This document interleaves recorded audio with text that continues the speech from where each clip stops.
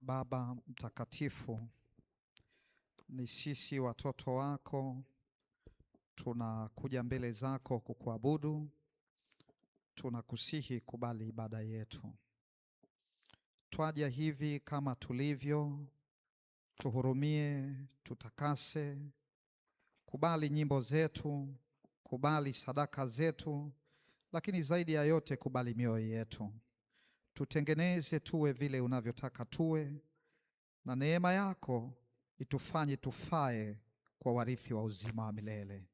Kila aliyeingia mahali hapa ukambariki, ukamguse, ukamponye, na mwisho baada ya kila uponyaji tufanye raia watakaoishi Yerusalemu ya mbinguni, katika jina la Yesu. Amen.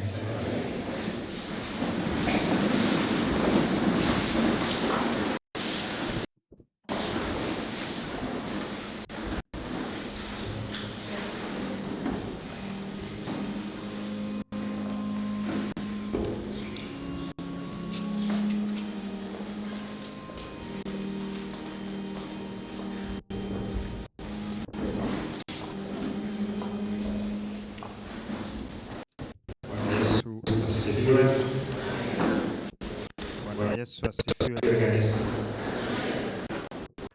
Ni waombe tufungue Biblia zetu kitabu cha Yona.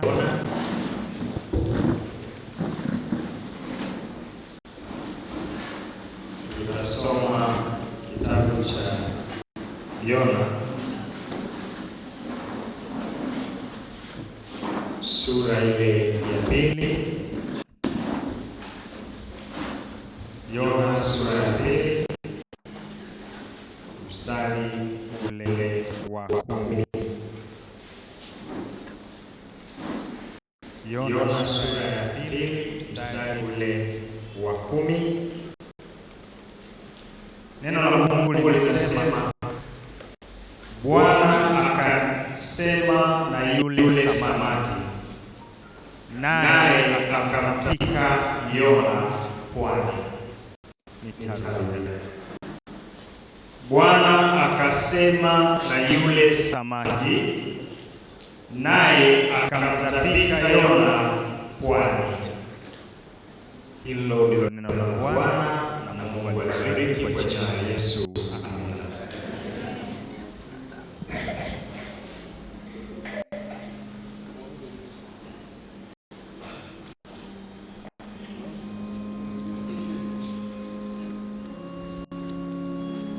Mimi pamoja na Kristi tutawaongoza katika nyimbo za ibada. Wimbo nambari 94 tutaanza nao, vitabu vidogo na 203, vitabu vikubwa popote mashamba. Na wimbo wa pili tutasimama wimbo nambari 155, vitabu vidogo, na wimbo nambari 321, njiani mniongoza. Kama utakuwa unaweza kutusaidia tuweze kupata vitabu pale huwa kushoto kwangu, itakuwa ni there's projection. Basi wimbo namba 94 popote mashamba.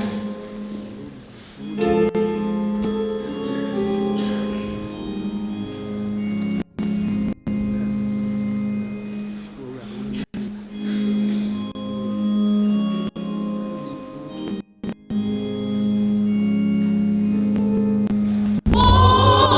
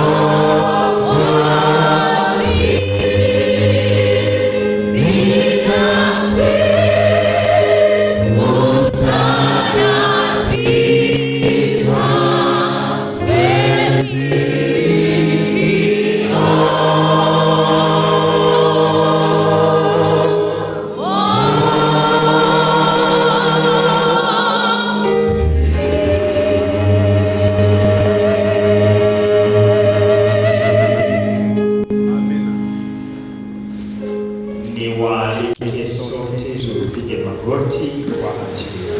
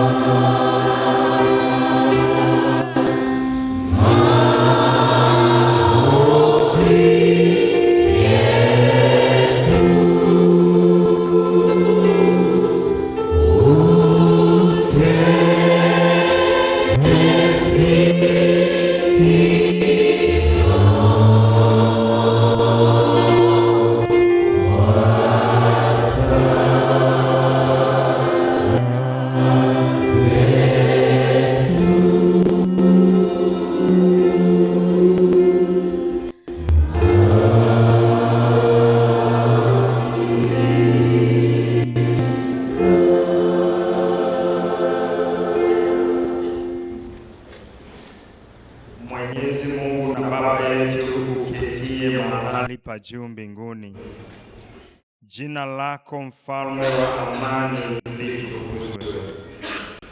Ushukuriwe Mungu kwa ajili ya ibada ya mchana wa leo. Umetuita kutoka pande zote za dunia kuja kukusujudia.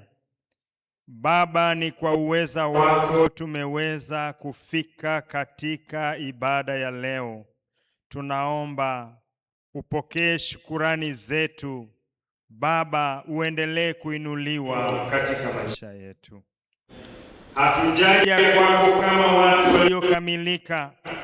Tumekuja kwako kama watu waliopondeka mioyo, tukitumaini na kuamini utafufua tumaini lililoanzisha ndani yetu.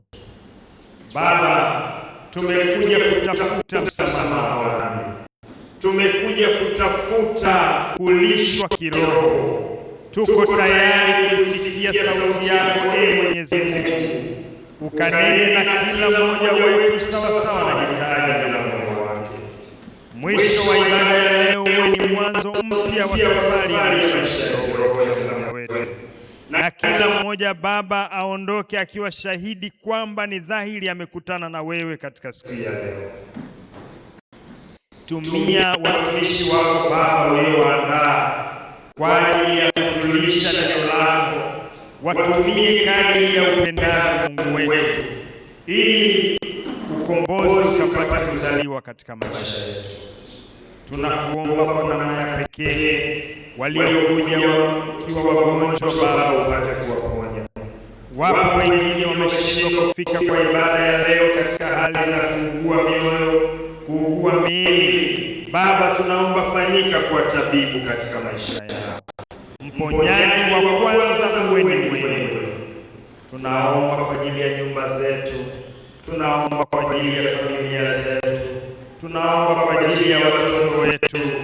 Mungu wetu, kawavuvie ufunuo wa kutumainia wewe katika maisha yao.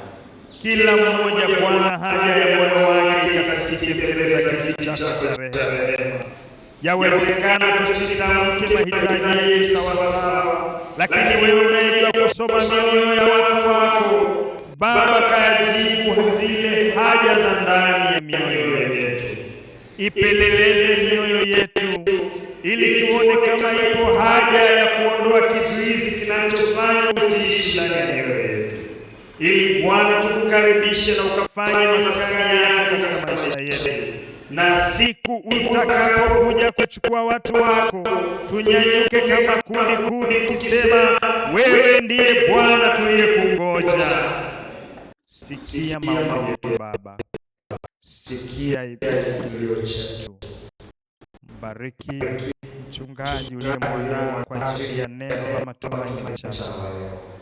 Mtumie kama chombo chako, watumie na wapo wengine katika kila nafasi uliyoandaa, ili kanisa lako lilishwe, ili kanisa lako liokolewe. Tukiamini utatenda. Tumeomba haya katika jina la Baba na la Mwana na la Roho Mtakatifu. Amen.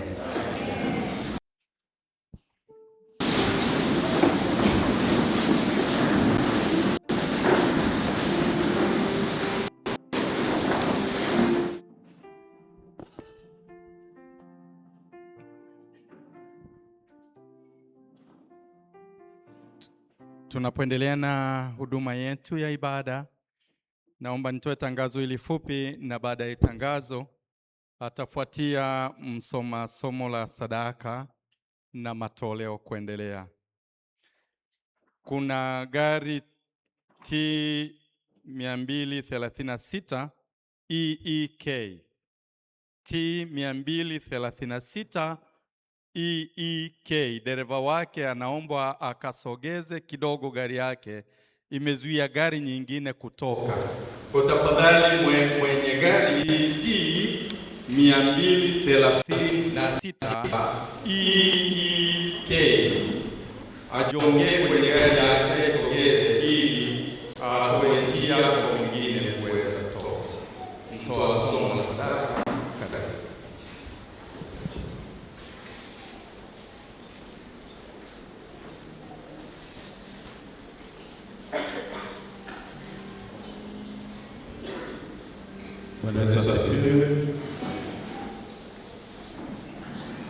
Neno la Bwana linakumbusha katika siku ya leo likituambia yatosha.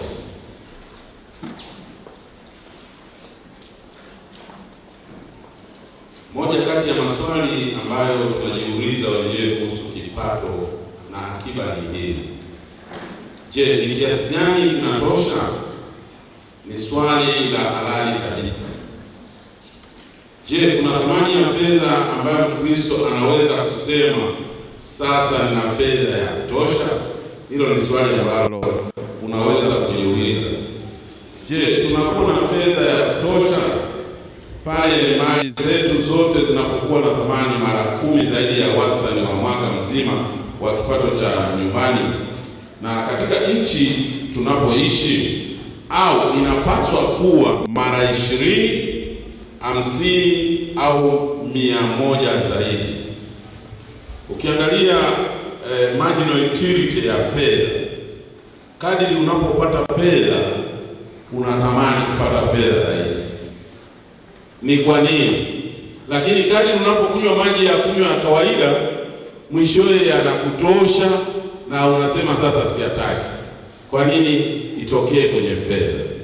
Mtu mmoja aliwahi kusema, ninajua nitakuwa na fedha ya kutosha pale nitakapoacha kufyonza nyama kutoka kwenye mbegu ya ele. Lakini pia wapangaji wa mipango ya kusahau wanatuambia tunahitaji kuwa na kiasi fulani cha akiba na mali ili kusahau haraka.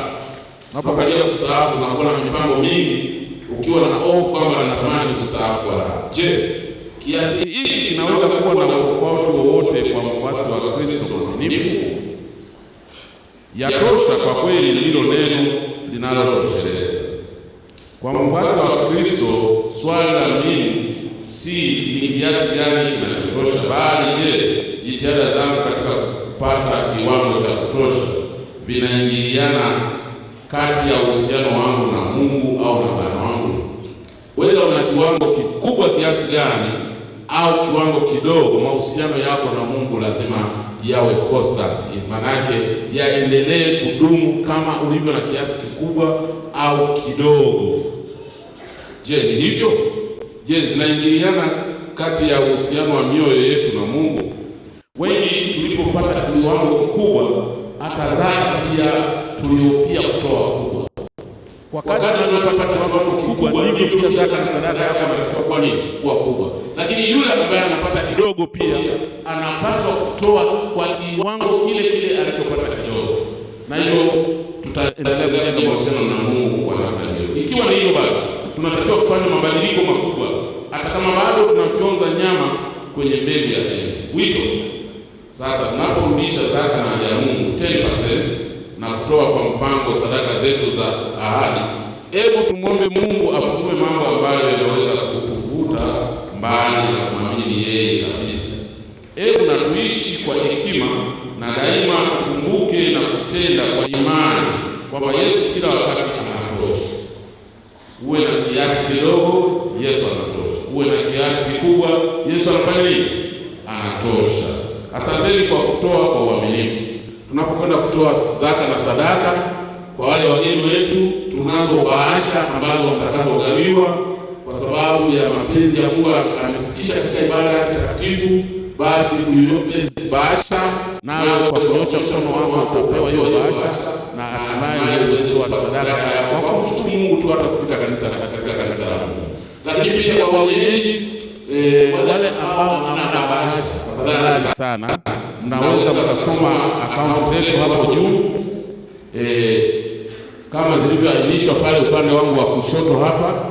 Tunayo akaunti ya zaka na sadaka ambayo iko mahala hapo 0150237112 then 1800 zote ziko CRDB. Lakini pia kama una michango ya kawaida, basi pia unaweza hiyo akaunti ikatumika mahala hapo. Sasa tunapokwenda kutoa zaka kwa uaminifu, usipange kunyamaza kimya. Panga kufanya kitu kwa ajili ya mbaraka wa Bwana. Tuombe. Mtakatifu Mungu wetu, tazama umetupa nafasi hata kufika mahala hapa patakatifu. Kuna watu walitamani kuletwa hapa hata kama ni wadogo, lakini kwa namna ya pekee wamelala kitandani bila kujua hatima zao. Tunapokwenda kutoa zaka kwa uaminifu, na hasa yatosha, kwa maana kwamba hata kama ni kidogo, kwa kadri ulivyotubariki, hata kama ni kikubwa, Baba, kanisa lako hili ukalitendee kwa kadri ya upendavyo wewe. Tunakusihi kwa upendo wako, kila atakayenyosha mkono wake kwa ajili ya baraka huu wa asubuhi, Baba, bariki familia zao, bariki watoto wao. Yawezekana kuna mmoja wetu hakuweza kujiandaa, amkumbushe pia kwa ajili ya mahala popote atakapokuwa aweze kukutolea sadaka kwa uaminifu. Asante Yesu kwa sababu unaenda kupenda pamoja nasi, katika jina la Yesu Mwokozi wetu tunaomba, amina. Mungu awabariki sana.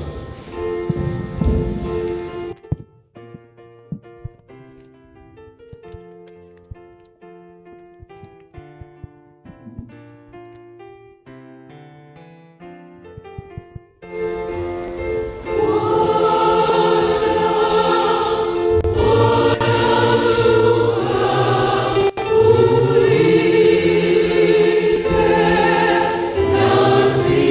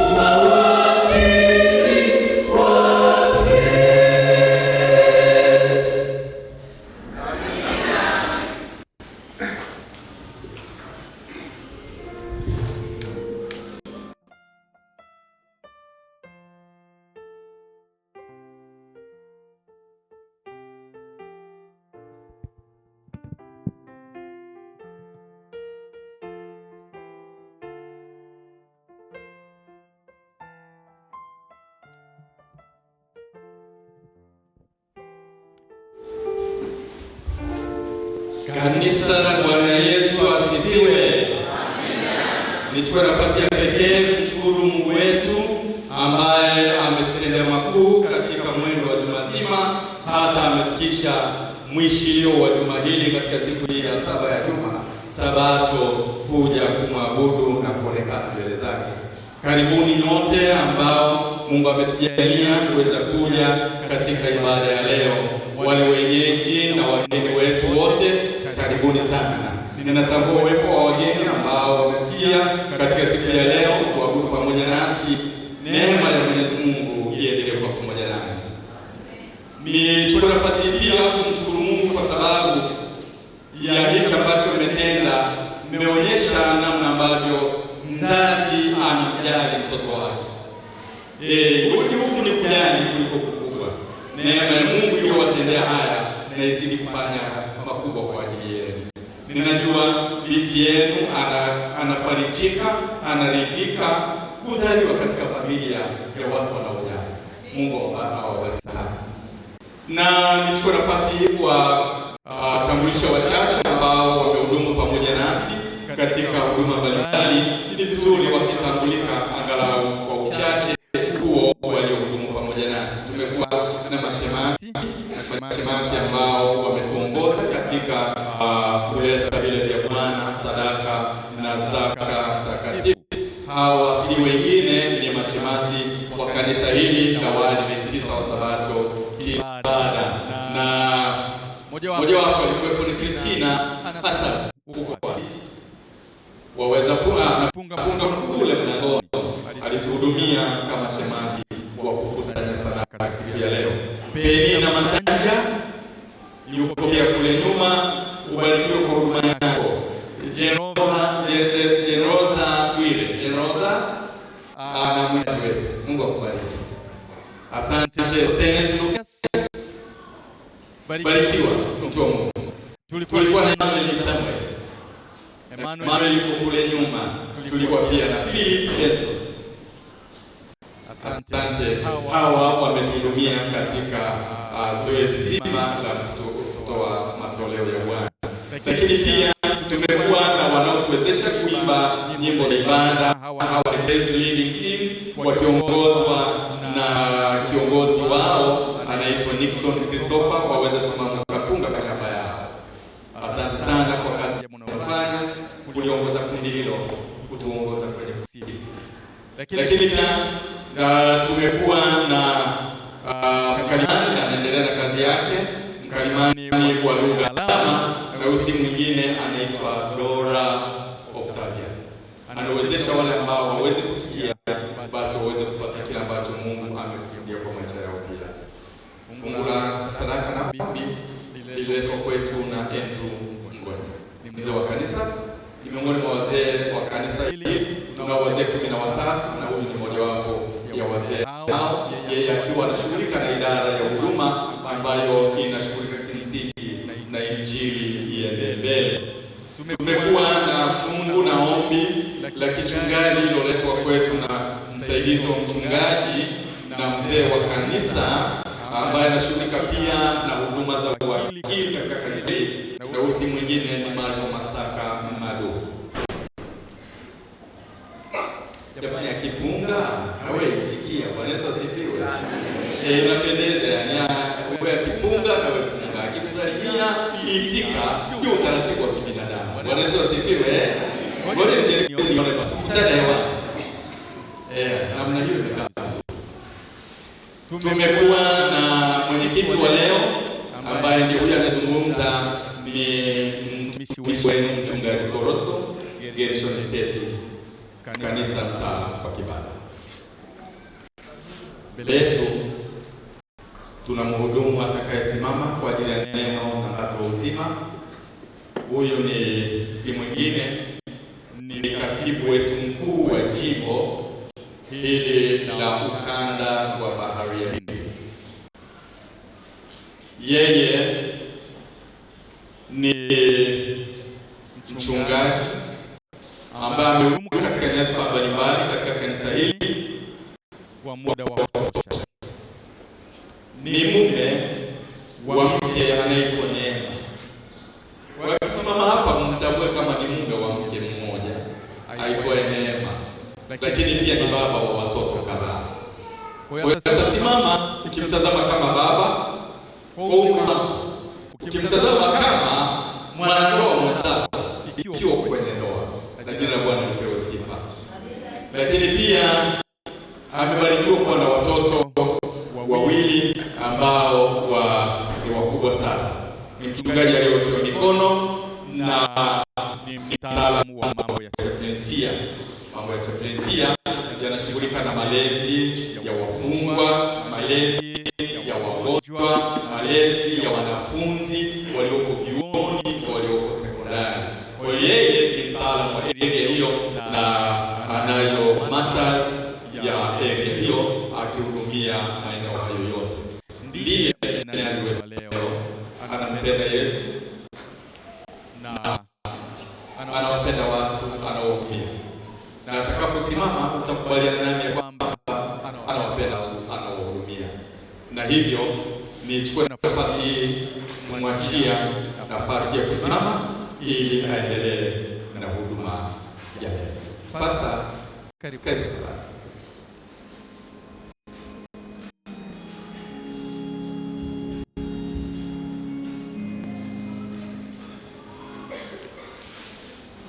Bwana Yesu asifiwe. Ni furaha yangu kuwa nani katika siku ya leo, na ukitazama kutokea hapa mmependeza sana.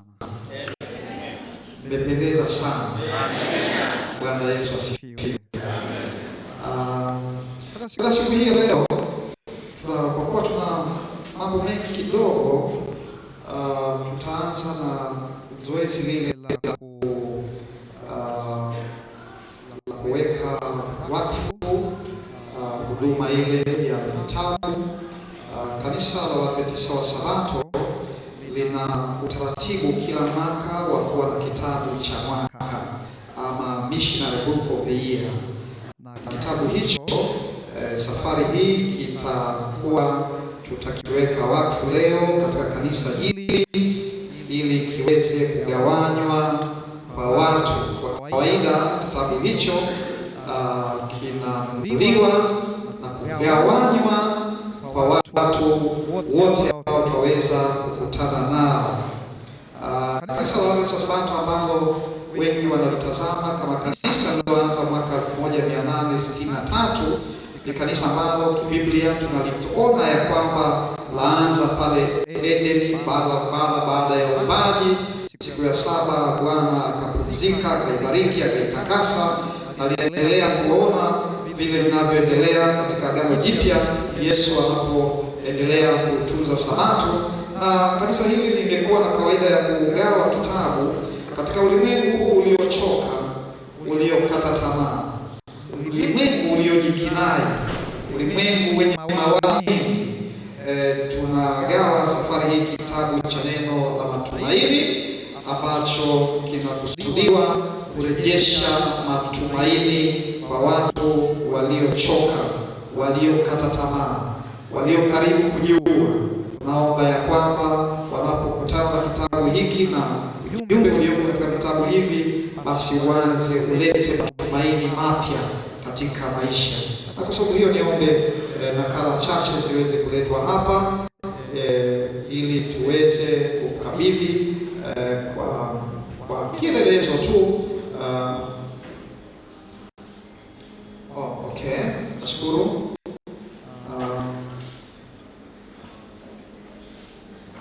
Nimwombe mchungaji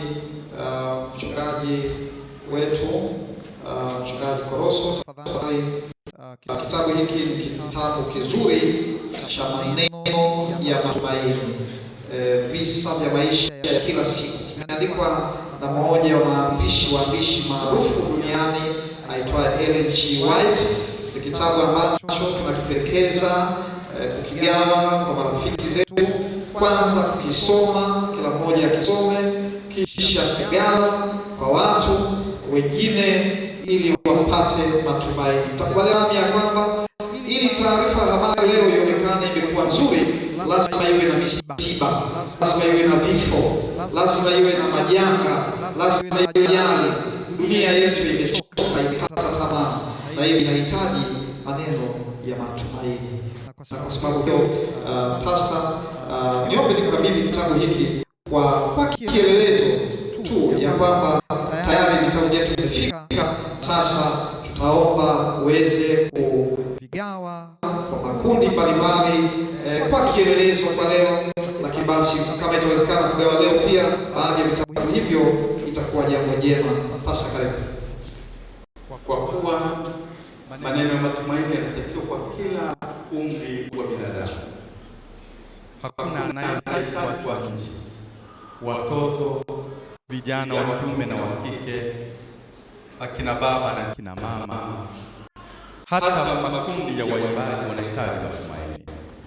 Na kwa sababu hiyo tutatumia wawakilishi wachache wa makundi mbalimbali katika rika zao ili kuwakilisha makundi ambayo yatahitaji kupokea matumaini mapya katika maisha yao ya kuishi kwao hapa duniani. Na hivyo niwaalike wazee wa kanisa wasogea hapa mbele ili wasaidie kugawa vitabu hivi kwa makundi hayo, ikiwa ni ishara kwamba sasa kitabu kinaenda kutawanywa kwenye makundi mbalimbali ya binadamu wanaotuzunguka tunaoishi nao katika maisha haya. Wazee wa kanisa, tafadhali. Wazee wa kanisa wanapokuja, ninaomba wale wawakilishi wa watoto watano waliokuja kuletwa hapa, maana kanisa leo liko kule, naomba msimame, msogee hapa mbele. Watoto wazuri, njoo tafadhali. Watoto wazuri, yes. You look smart and beautiful. Mko mzuri. Watoto wazuri, asante. Tusimame hivi. Tusimame hapa. Asante. Na msimame mkiangalia upande huu. Muangalie wazee huku, maana ndio watakaowatia vitabu. Geuka muangalie huku. Asante. Naomba kundi la vijana watano wa kiume wasimame mara moja, na vijana watano wa kike wasimame mara moja waje. Vijana, vijana wanafanya haraka. Vijana leo tunajua wewe ni kijana. Hakuna watu waliokuwa specify, ni kijana yote katika umri wako, hebu simama uje mara moja. Na wakati wanapokuja vijana wa kiume na wa kike waje pia akina baba na akina mama. Akina baba watano, akina mama watano. Simama mara moja, sogea mbele tafadhali. Akina baba njoni Njoni ili zoezi liende vizuri. Akina baba na akina mama angalau fanya hima ili tuokoe na muda wetu. Lakini pia niombe wawakilishi wa kwaya ya Fimbo ya Musa. Fimbo ya Musa, asante kwa huduma yenu na Mungu awabariki. Fimbo ya Musa, wawakilishi wachache, mmoja wawili na uzakaja, lakini pia kanisa mliomaliza kubariki kwa wimbo wa uwakili nani, tafadhali njoni ili tukamilishe zoezi hili.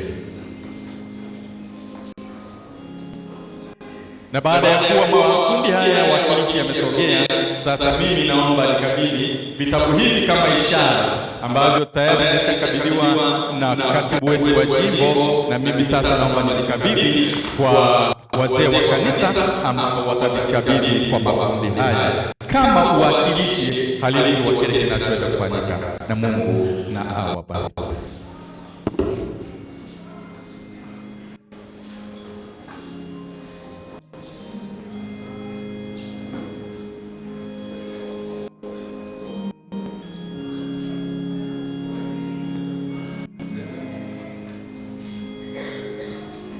Asante. Naomba sasa muweze kuwagawia na wawakilishi hawa watakaopokea, na wao kwamba watapeleka kwa wengine, na baada ya kwamba kila mmoja amepata, tutafanya ombi maalum. Samahani basi, yes. Nimekumbushwa, nimesahau kundi moja muhimu sana, kundi la wageni. Hebu mgeni mmoja wapo asimame aje, na atakapopokea hicho kitakuwa cha kwake moja kuanzia sasa. Mmoja wapo asimame tu, mgeni mmoja aje, ili na yeye akabidhiwe angalau nakala ya kitabu. Akiondoka nacho, hicho kitakuwa ni cha kwake kuanzia sasa na milele. Asante. Kila mmoja awe na kitabu. Kama kuna ambaye atapokea, yes. Basi kila mmoja akiwa amepata, tutafanya ombi. Lakini pia vile wageni wangu hawa leo ni wengi, lakini wote itabidi wapate vitabu, maana tunaanzia hapa namna ya kuvigawa vitabu hivyo. Tutaanza na wageni wetu ambao wametutembelea leo. Bwana Yesu asifiwe.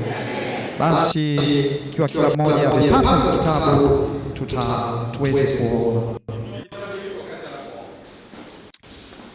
Baba mtakatifu, twajiweka wakfu sisi wenyewe na twaweka wakfu vitabu hivi ili viende vikalete matumaini kwa mtu fulani ambaye angejinyonga, mtu fulani ambaye angejiua, mtu fulani ambaye angeua, abadilishwe moyo wake. Bado liko tumaini, bado Mungu unatawala. Tunaweka wakfu huduma hii itakayoanza kufanyika leo na kuendelea katika mwaka huu, ili washiriki wetu watakapokuwa wakivinunua vitabu hivi na kuvigawa, mibaraka isipungue katika nyumba zao. Kwa ajili yao ukabariki majirani zetu na ndugu zetu, na kwa namna hiyo hivi karibuni sana ukaseme imetosha, ingieni katika furaha uliyowaandalia. Asante kwa kutusikia, asante kwa kutubariki, asante kwa kubariki zoezi hili katika jina la Yesu, amen. Pengine sasa kwa ajili ya watu wa media wanaochukua picha, watoto wawe chini kule, alafu na ninyi wengine wote mgeuke kutazama kule, ili wewe picha ziweze kutokea vizuri, na wazee mwe nyuma hapo ili picha iweze kutokea vizuri. Naamini wapiga picha wanachukua picha za kumbukumbu kwa ajili ya matukio haya, kwa ajili ya kanisa letu. Na inua vitabu juu, pepea vitabu hivyo. Naamini picha zinapigwa, na kwa hivyo tunaweka kumbukumbu ya kwamba kazi hii imeanza rasmi siku hii ya leo, na Bwana tubariki katika jina lake Yesu, amen. Asante sana, naweza mkaa. Hebu tulimalizie kwa Pastor Samani. gawieni hao watu wa Mungu mara moja, ili zoezi hili limekamilika kuanzia sasa. Kila mmoja apate kitabu kimoja na ndipo turudi kukaa.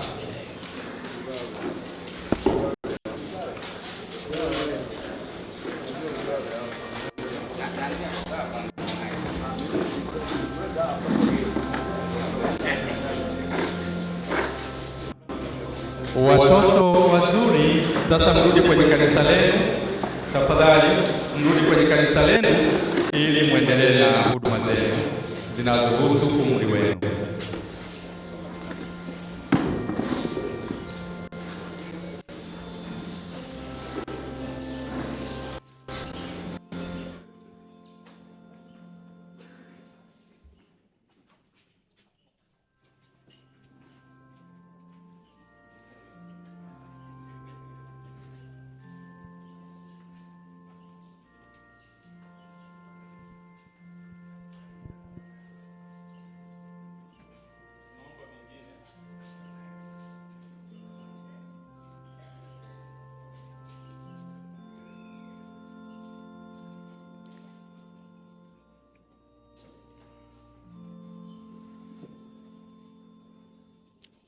Asante sana.